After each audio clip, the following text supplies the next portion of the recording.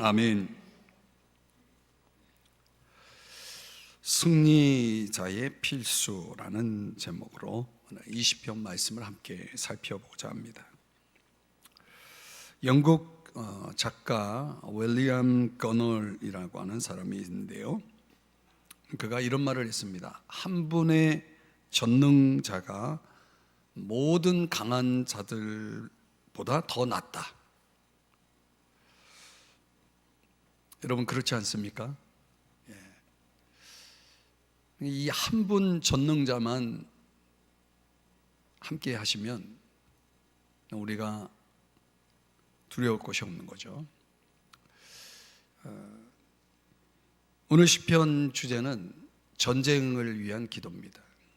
사실 제가 이 시편 강해를 하면서 종종 여러분들과 나누는 고백이면서 경험이지만은 매일이 전쟁이죠. 사실은 전쟁 중에 있는 거죠. 보다 더 실제적인 전쟁이죠. 영적인 전쟁입니다. 역대하 20장 15절 이하에 보면은 이런 15절 안에 이런 말씀이 나오죠. 이 전쟁은 너희에게 속한 것이 아니요 하나님께 속한 것이니라. 그러니까 영적 전쟁은 주님의 전쟁입니다. 그러니까 주님께 속한 거죠. 다윗이 항상 전쟁을 앞에 두고 이 전쟁에 대한 준비를 할 때 이 다윗이 한 일이 뭐냐면 백성들을 모아놓고 기도 모임을 갖는 겁니다. 이게 굉장히 참 중요한 원리를 여러분들에게 말씀드리는 겁니다. 전쟁 전에 해야 될 게 뭐라고요? 어떤 기도요? 제가 설명을 했는데 백성들과 함께 기도하는 거라고 그랬잖아요. 이게 중요한 겁니다. 함께 백성들이 모여서 함께 기도했다는 거예요. 그러니까 기도는 혼자 하는 게 아니라 함께 하는 거라는 거예요. 백성들의 입장에서도 다윗이 자 우리 기도합시다, 백성들 모이세요 라고 했을 때 백성들도 다윗과 같은 마음이었을 거예요. 전쟁을 앞에 두고 이 전쟁에 있어서 지금 그들의 눈에 보여지는 이 전쟁의 상황이라는 것은 하나님을 의지할 수밖에 없는 상황인 거죠. 그분을 의지하지 않고는 승리할 수 없는 전쟁이죠. 그러니 당연히 주님께 매달리는 기도를 하지 않을 수가 없는 겁니다. 오늘 지금 우리가 살아가고 있는 이 시대에 이런 전쟁을 사실 우리가 치르고 있는 거죠. 여러분들 함께 모여서 기도하시나요? 오늘 금요기도에 나오신 분들은 그래도 이렇게 실천을 하고 계시는 거죠. 함께 모여 기도하는 그 자리를 하나님이 얼마나 귀하게 보시는지 모릅니다. 합심 기도라는 것을 하나님께서 하나님의 그 역사를 이루는 그런 비결로 우리에게 주신 큰 무기라고 할 수 있겠습니다. 제가 조정에 한 찬양 집회 그 동영상 속에서 그 젊은 미국의 젊은 청년들이 한 5만여 명이 모여서 찬양과 기도 집회를 하는 걸 계속 반복해서 제가 그걸 보면서 우리나라에도 이런 일이 일어나야 되는데, 우리에게도 이런 일이 있어야 되는데, 그 야구장에 빡빡 채워져 가지고 그렇게 막 열광하며 응원하는 그런 젊은이들은 많은데 정말 하나님의 임재 가운데 그 성령의 기름 부으심이 충만한 그 기도 집회에 그 수많은 젊은 미국 청년들이 모여서 한 5만여 명이 모여서 그렇게 함께 기도하는데 그냥 그 장면만 봐도 막 가슴이 뜨거워지고 내 안에 불이 떨어지는 것 같은 느낌을 제가 받았거든요. 마치 전쟁을 앞두고 그들이 결사의지하면서 정말 하나님 앞에 도움을 구하는 그런 간절함을 보게 된 거죠. 근데 오늘 10편, 20편이 그런 지금 배경을 가지고 있는 겁니다. 주의 군대 사령관은 누구냐면 우리 주 예수 그리스도입니다. 종말에 주님은 이제 마지막 전쟁을 끝내기 위해서 이제 주의 군대가 세상 군대를 상대하게 되는데, 사실은 주님 그 주권자이신 군대 사령관이신 예수 그리스도 그 한 분만으로도 그 전쟁은 끝난 거죠. 요한계시록 17장 14절에 보면은 어린 양께서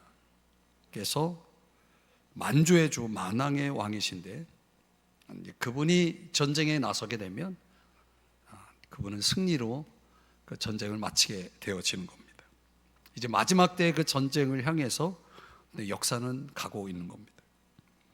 오늘 시편은 전쟁을 위한 기도이기 때문에 당연히 그 전쟁의 결과로서 승리하기 위해서, 우리가 승리하기 위해서, 우리의 인생 전쟁 속에서, 영적 전쟁 속에서 저와 여러분이 승리하기 위해서 반드시 필요한 것, 필수가 있는데, 그걸 함께 묵상하면서 오늘 기도할 때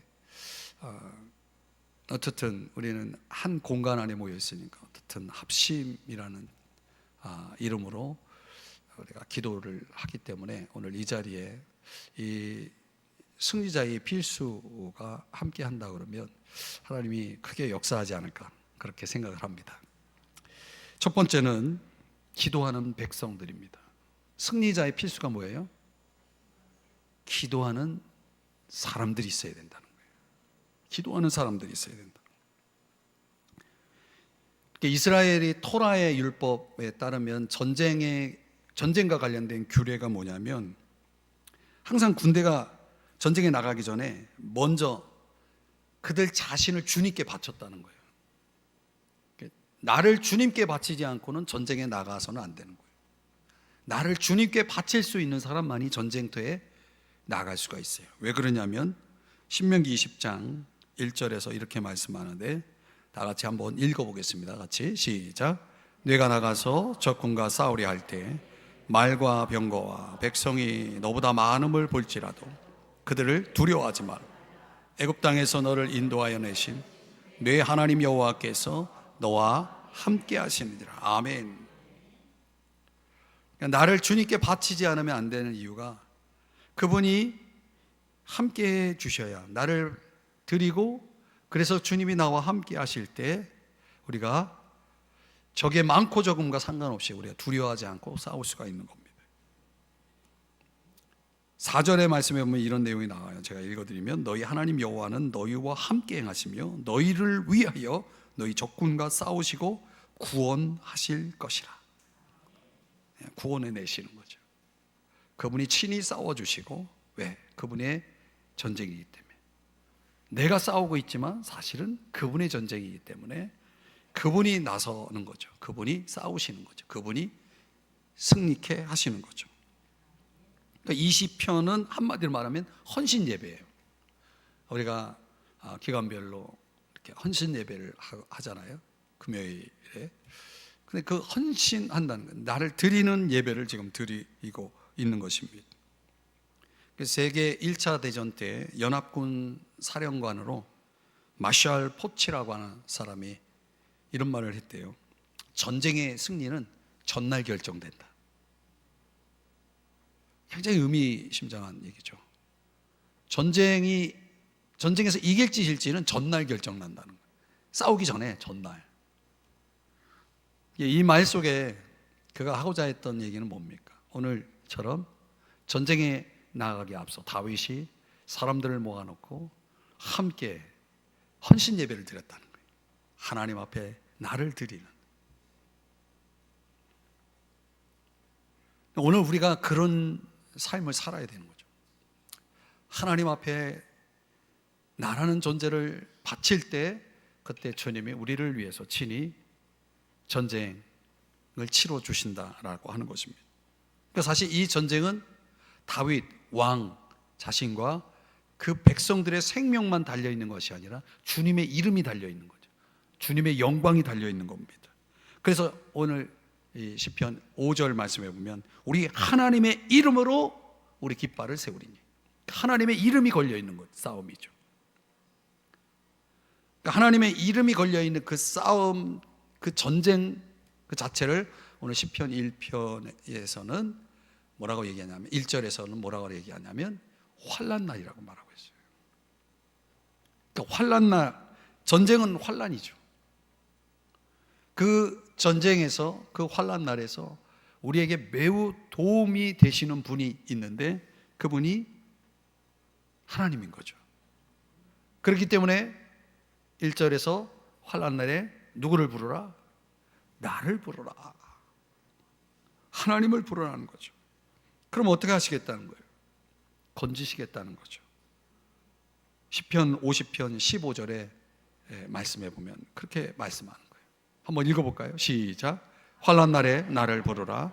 내가 너를 건지리니 내가 나를 영화롭게 하리로다. 그러니까 오늘 1절에서 말하는 것처럼 환난 날에 여호와께서 네게 응답하시고 라고 하는 그 환난 날, 그때 그 응답이라는 것이 결국은 부르기 때문에, 그분을 부르기 때문에 나오는 반응이죠. 그분을 불러야 그분이 응답하실 거 아니에요. 그 전쟁을 앞두고 전쟁 속에 있으면서 그분을 부르지 않는 이들은 무슨 심장입니까? 1절을 다시 보시면 환난 날에 여호와께서 네게 응답하시고 야곱의 하나님의 이름이 너를 높이 드시며. 왜 하나님을 야곱의 하나님이라고 여기서 일컫는가? 야곱의 하나님이라는 뜻이 무슨 뜻인가? 하나님을 이런 의미에서 야곱이라는 이름을 거기다가 붙여서 하나님을 부르고 있는 이유는 뭘까? 야곱이 어떤 존재냐는 거죠. 지렁이 같은 존재죠. 아주 약하디 약한 존재. 하나님 도움 없이는 살아갈 수 없는 존재다. 창세기 성역 공부를 통해서 야곱 이야기할 때 여러분들이 함께 참여한다 그러면 그 이야기를 들을 거예요. 야곱이 얼마나 약한 사람인지 몰라. 그러니까 그 약한 야곱을 항상 하나님은 주도권을 가지고서 그를 사실은 이끌고 계셨던 거죠. 그러니까 야곱은 야복나루에서 그 천사와 씨름한, 아니 하나님과 씨름했던 그 현장을 우리가 떠올린다면 그분의 축복하지 않으면은 앞으로 나갈 수 없는 사람이죠. 하나님의 특별한 보험이 필요하십니까? 그렇다면 여러분은 야곱의 하나님을 불러야 되는 거예요. 야곱의 하나님을 찾아야 되는 거죠. 그러면 그분이 너를 높이 드시며, 높이 드신다는 건 뭡니까? 지켜주신다는 얘기죠.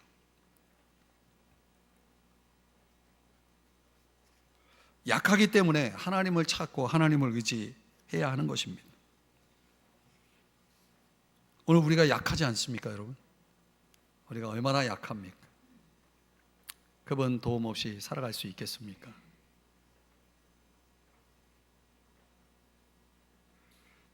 그렇기 때문에 그분의 도움이 필요한 사람들은 그분이 계신 곳으로 들어가야 되는 겁니다.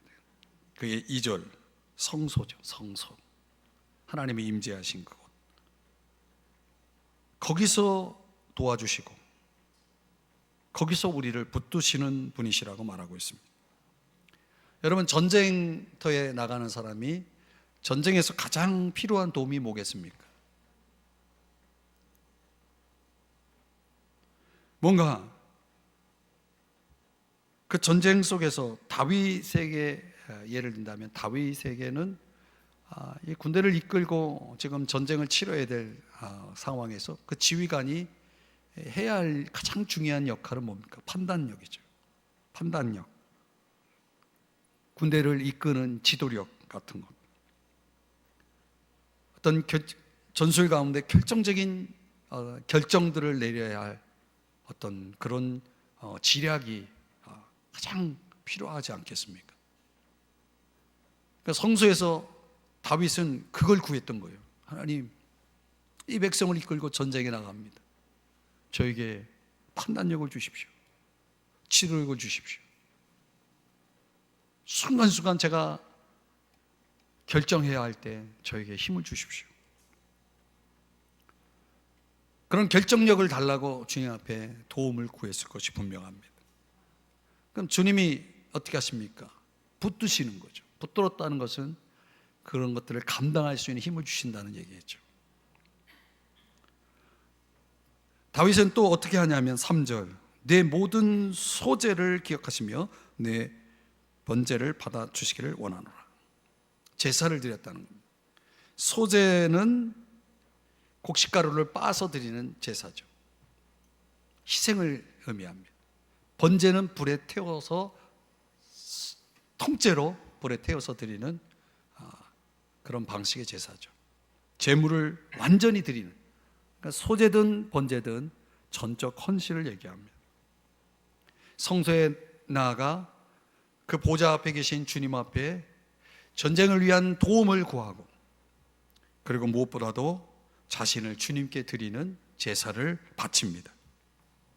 그런 제사를 레위기 2장 2절에서는 뭐라고 말하냐면 나 여호와를 기쁘게 하는 향기다 그랬어요. 기쁘게 하는 향기, 하나님이 기뻐하시는 향기. 주님은 그 제물을 잊지 않으시고 그 제물이 바쳐진 존재를 전쟁에 내보내실 때 주님이 직접 개입을 하신다라는 것을 보여줍니다. 나를 내가 바쳐질 때 주님이 직접적으로 그 전쟁에 개입하시는 거죠. 그 예를 사무엘상 7장 9절 10절에 보면은 사무엘이 블레셋과의 전투를 앞두고 이제 온전한 번제를 하나님 앞에 바치게 됩니다.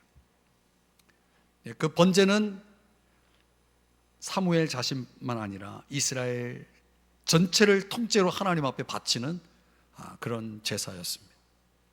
그리고 주님의 그 도움을 성소에서 부르짖는 이런 기도를 바치게 될 때 주님께서 그래 내가 응답하마. 그리고 10절에 어떤 일을 벌이십니까? 하나님의 손은 아주 간단해요. 적의 수가 어느 규모를 가지고 있든 상관없어요. 딱 하나 가지고도 그 전쟁을 끝내시는 분이죠. 큰 우레를 팔아요. 그들이 이스라엘 앞에 패했다라고 말하고 있습니다. 하나님이 동원할 수 있는 무기는 너무나 많아요. 많은 무기도 필요 없어. 그냥 무기 하나만 딱 건들면, 그걸 사용만 하면 적은 패할 수밖에 없는 거죠. 이것은 사무엘의 제사를 하나님이 받으셨다는 근거입니다. 그러니까 하나님이 제사를 받으시고 나 여호와를 기쁘게 하는 그 향기를 드러낼 때에 하나님은 그래 그걸 기쁘게 받았을 뿐만 아니라 연락할 뿐만 아니라 거기에 상응한 응답을 주시는 거죠. 그분이 직접 개입을 하시는 겁니다. 4절, 내 마음의 소원대로 허락하시고 내 모든 계획을 이루어 주시기를 원하노라. 지금 누가 기도하고 있는 거예요? 백성들이 그렇게 기도하고 있는 거예요. 백성들이 다윗을 위해서, 다윗 왕을 위해서 기도하고 있는 거예요. 그러니까 다윗이 가지고 있는 마음의 소원이라는 건 뭐겠습니까? 다윗이 어떤 마음의 소원을 갖고 있었겠어요? 사실 전쟁에 대한 얼마나 많은 전략 회의를 했겠습니까? 계획을 많이 세웠겠죠. 야, 이런 상황에서 이렇게 했을 때 이런 결과가 나올 거야. 그때 우리는 이런 걸 이렇게 대처를 해야 돼. 아주 치밀한 많은 디테일한 그런 계획들을 다 세워놓고 그렇게만 이루어진다면 우리는 반드시 이길 거야 라는 마음의 소원도 갖고 있었을 거예요. 그럼 여러분, 우리가 마음에 그런 많은 계획들과 그런 마음에 그것이 이루어지기를 바라는 소원을 갖고 있다 해서 우리의 그 머리에서 나온 그 지략이 전쟁의 승리를 확신할 수 있겠습니까? 내가 아무리 계획하고 내가 아무리 소원을 해도 그렇게 되기를 바라지만은 그렇게 되게 하시는 분은 하나님이신 거죠. 이걸 우리가 깨달아야 되는 거예요. 당연히 다윗은 어떤 개인의 영리를 위해서 기도했겠습니까? 주의 마음에 합한 사람이기 때문에 다윗의 기도는 오직 하나님 나라, 하나님 영광을 위해서 그는 계획하고 마음의 소원을 가지고 성소에서 손을 들고 주님의 도움을 구했을 것이 분명합니다. 그러나 백성들이 생각할 때에도 다윗이 당연히 주님의 마음에 합한 자니 다윗이 하나님 앞에 바치는 기도는 다 하나님이 기뻐 받으실 만한 기도일 거야. 그러니 그렇게 되기를 원한다라고 기도하고 있는 거예요. 여러분, 주님이 원하시는 기도를 바치면 주님은 들으십니다. 요한일서 5장 14절 말씀에 보면 무엇이든지 하나님의 뜻대로만 우리가 구하면 하나님이 기도를 들으신다는 확신을 우리가 가질 수 있는 거예요. 기도 응답의 확신이라고 말하는 거죠. 그래서 백성들은 지금 다윗이 모집한 기도 모임에 참여해서 지금 저 다윗 왕이 하나님 앞에 바치는 모든 기도가 응답되어질 것을 확신하기에 이르게 됩니다. 5절 다 같이 5절을 읽겠습니다. 시작. 우리가 너의 승리로 말미암아 개가를 부르며 우리 하나님의 이름으로 우리의 깃발을 세우리니 여호와께서 내 모든 기도를 이루어 주시기를 원하노라. 아멘. 귀한 축복이죠. 귀한 기도입니다. 백성들은 지금 우리 하나님의 이름으로 우리의 깃발을 세운다라고 하는 것은 승리를 얘기합니다. 제가 영어로 지금 보여드리고 있는 이 부분이 출애굽기 17장에 여호와 니시라고 하는 하나님의 이름과 관련되어 있는 표현입니다. 하나님은 출애굽기 17장 15절에서 이런 이름으로 불려지죠. 아말렉과의 전투를 마치고 그 전쟁의 승리를 기념하기 위해서 그들은 하나님께 제단을 쌓고 제사를 바치면서 이렇게 하나님의 이름을 불렀다는 거예요. 여호와 니시. 정확하게 표현하면 여호와는 나의 깃발.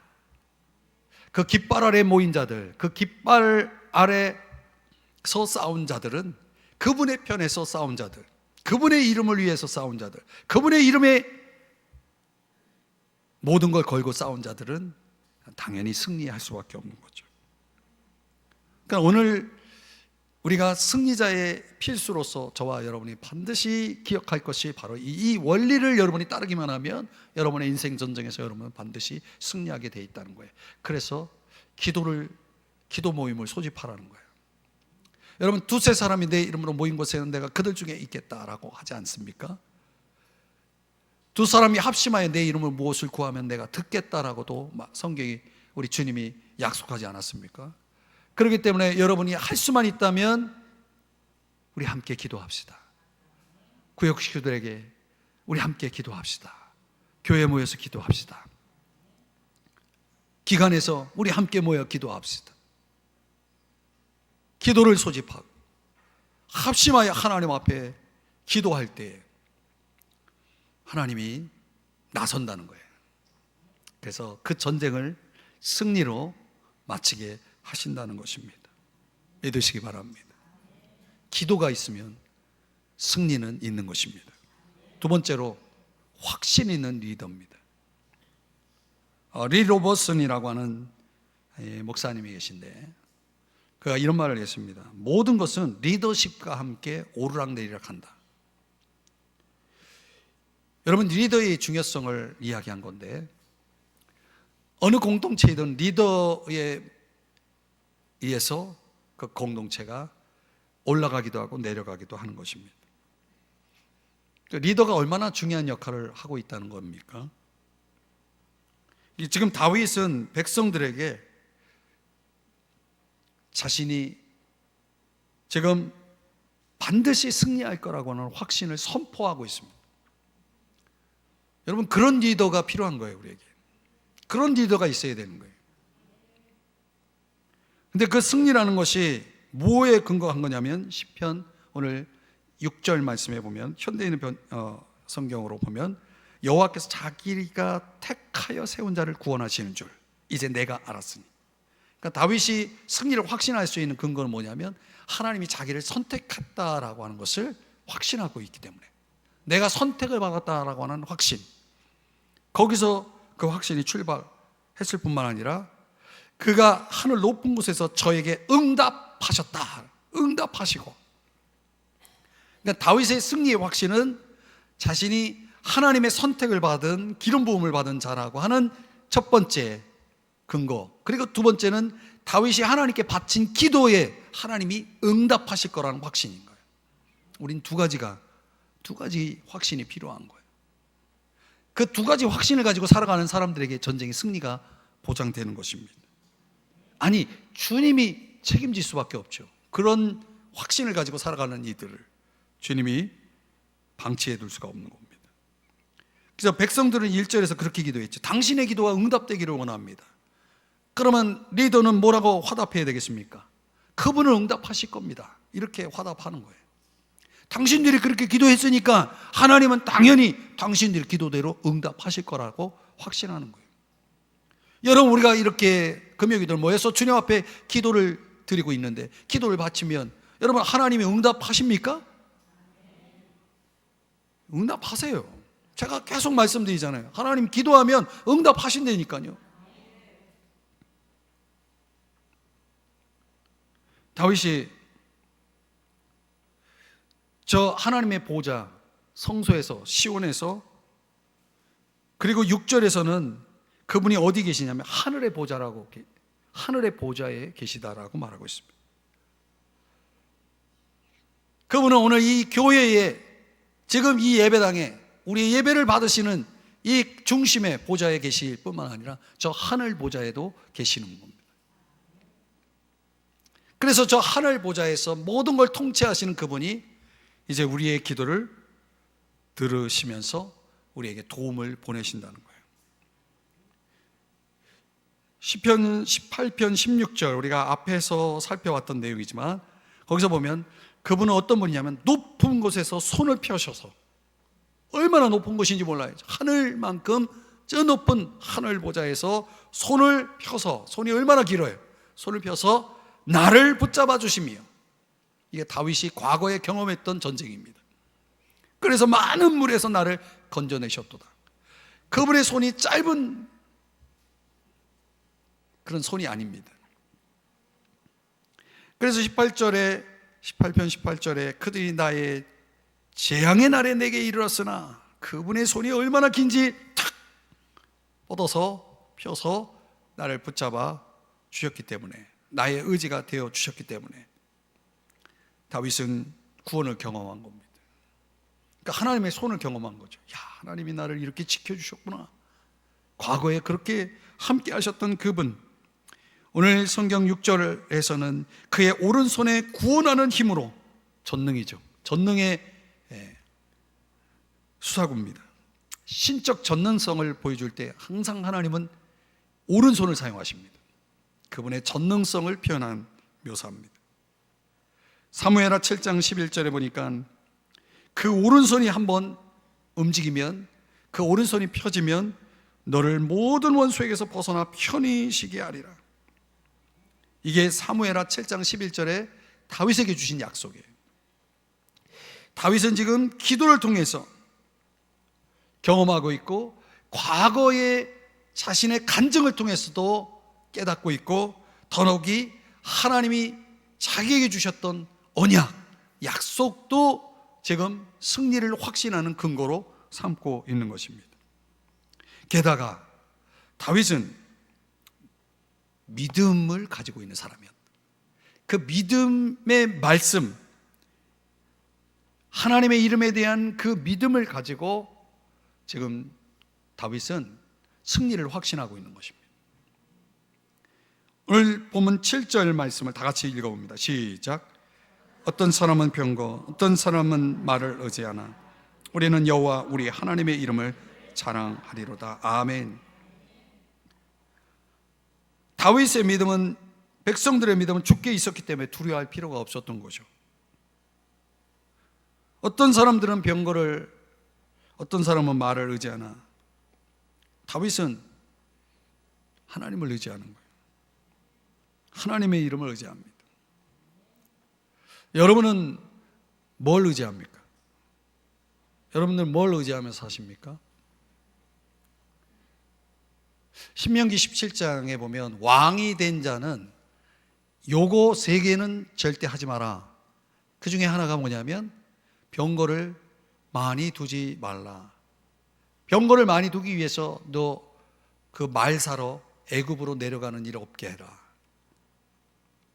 그 명령 속에, 그 금기 명령 속에 하나님이 의도하신 게 뭡니까? 너는 말을 의지하지 말고, 병거를 의지하지 말고 나 하나님을 의지하라. 이렇게 말씀하신 거 아니겠습니까? 근데 저 지혜의 왕 솔로몬이 이 명령을 어깁니다. 그래서 열왕기상 10장 26절에 보면 하나님이 하지 말라는 걸 해요. 그럼 꼭 이런 사람 있죠? 하나님이 하지 말라는 거 하는 사람들. 병거와 마병을 모아요. 그 명거가 얼마나 많은지.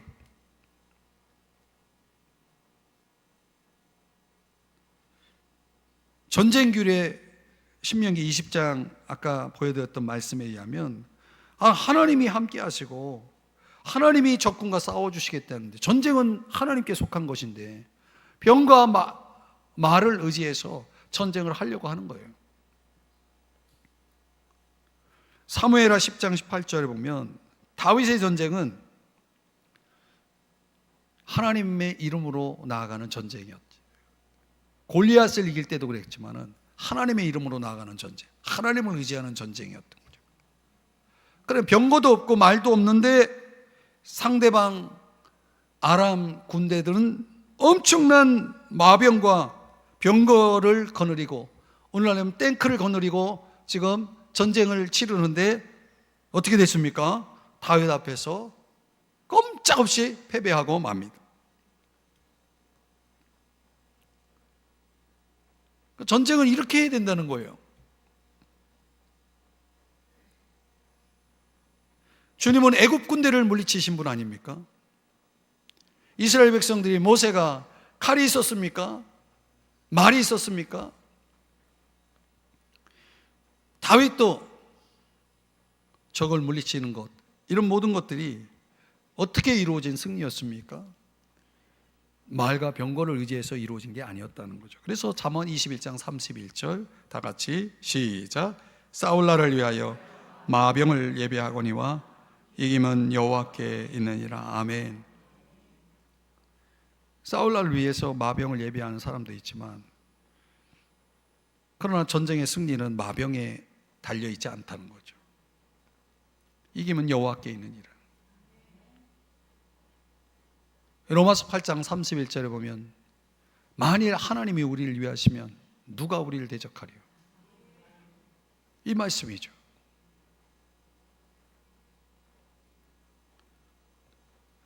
주의 백성들이 그의 안전 자원, 자기들이 마련할 수 있는 그런 자원들에 의해서 전쟁을 치르는 것이 아니라 모든 상황 속에서 그들을 구원하실 수 있는 유일하신 주님만을 의지하면서 전쟁을 했기 때문에 그들은 그들의 어떤 전력과 상관없이, 또 적의 전력과 상관없이 그들은 이길 수밖에 없었던 것입니다. 적은 패배하여 넘어지고 그들은 승리하여 우뚝 서게 되었다는 것이죠. 그러니까 우리가 이런 전쟁을 경험하셔야 됩니다. 요즘 제가 새벽에 기도하면서 굉장히 전투적인 기도를 합니다. 엄청난 대적 기도를 하면서 기도를 하는데, 하나님께서 그런 기도를, 그런 마음을 주시는 거예요. 막. 근데 인간의 자원을 통해서 이루어지는 싸움이라는 것이 참 무기력하게 끝날 때가 많습니다. 그러니까 주의 이름으로 나아가는 승리가 우리에겐 필요한 거죠. 승리자의 필수는 주의 이름으로 나아가는, 그 믿음, 그 확신. 그러니까 다윗은 그야말로 백성들의 기도를 힘입었을 뿐만 아니라 과거 그가 경험했던 것, 그리고 자신이 가지고 있는 하나님으로부터 받은 언약, 약속, 그리고 하나님에 대한 믿음, 나아가서 자신의 경험, 모든 걸 통틀어서 이 전쟁은 이미 끝난 거다 말이죠. 승리했다라고 확신하고 그것을 선언하고 있는 것입니다. 오늘 저와 여러분의 승자의 필수품으로서 저와 여러분에게도 필요한 게 바로 이거죠. 하나님을 얼마만큼 여러분들을 의지하고 있습니까? 여러분의 자원은 어느 정도입니까? 여러분들이 마련할 수 있는 자원은 어느 정도 됩니까?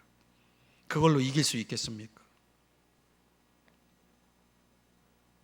우리 그렇게 살지 말아야 되는 것입니다. 하나님께 손을 내밀으셔야 됩니다.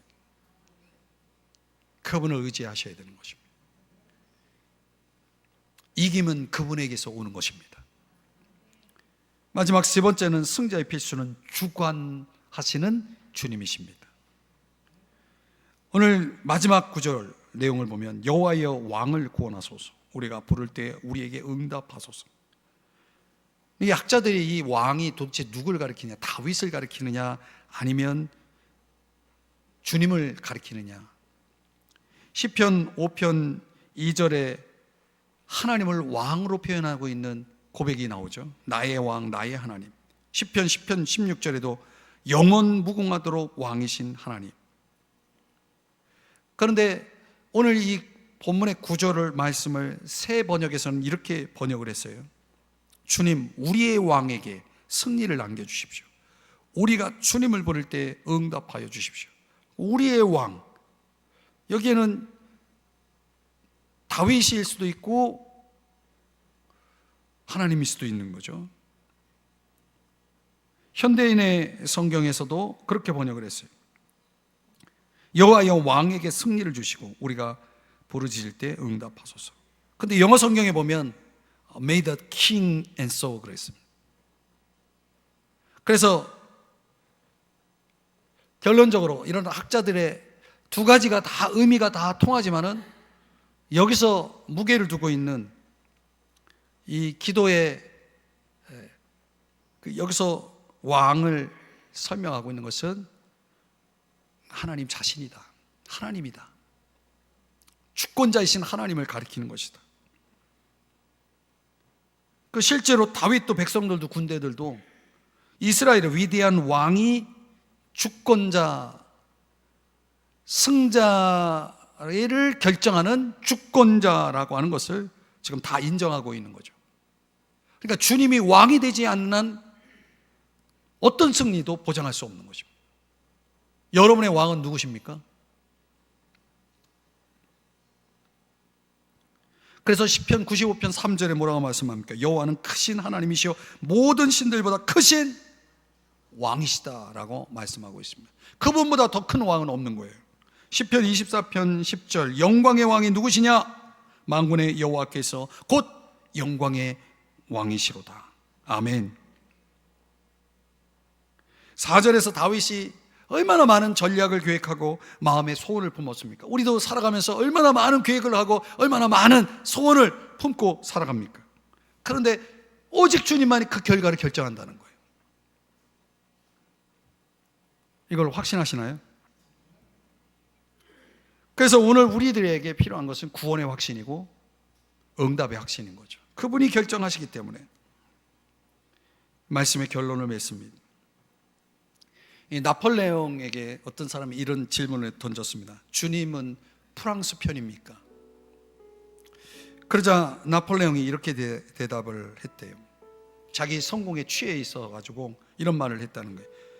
주님은 가장 육중한 대포를 갖춘 쪽의 편이다 라고 이제 대답을 했다는 거예요. 그러면서 후에 얼마나 여러분 아시다시피 작은 체구입니까?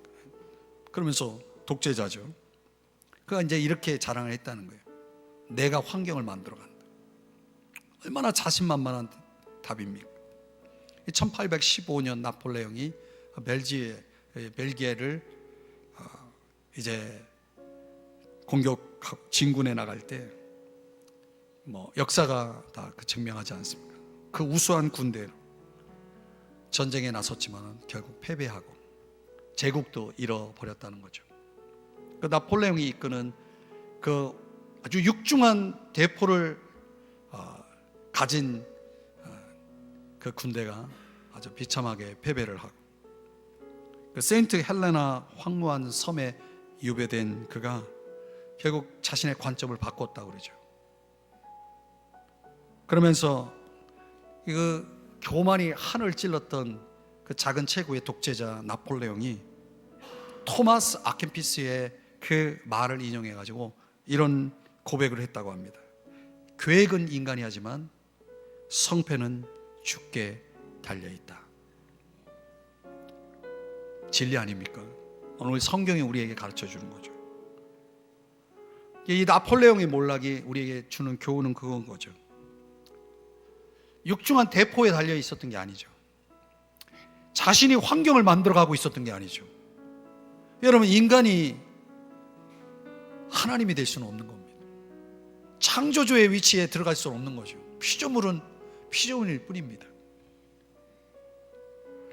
오직 주권자이신 하나님이 모든 걸 다스리고 있는 거예요. 그분에 의해서 모든 결과가 나오게 되어 있는 것입니다. 그러니 우리는 교만하면 안 되는 것입니다. 승자가 되려면 그래서 이것이 있어야 된다는 거예요. 첫째는 응답의 확신이 있어야 되는 거예요. 정말 오늘 이 시편 20편을 여러분의 말씀으로 하나님이 주시는 음성으로 들려오면 여러분들이 어떤 것보다도 기도가 앞서야 되는 거예요. 기도보다 어떤 것이 앞서서는 안 된다는 거예요. 모든 일을 기도로 시작해야 된다라고 하는 것입니다. 어떤 일을 하든 그 앞에 기도 모임이 있어야 된다는 거예요. 기도가 우선이 되어야 한다라고 하는 것이고, 두 번째는 구원의 확신이 있어야 된다는 거예요.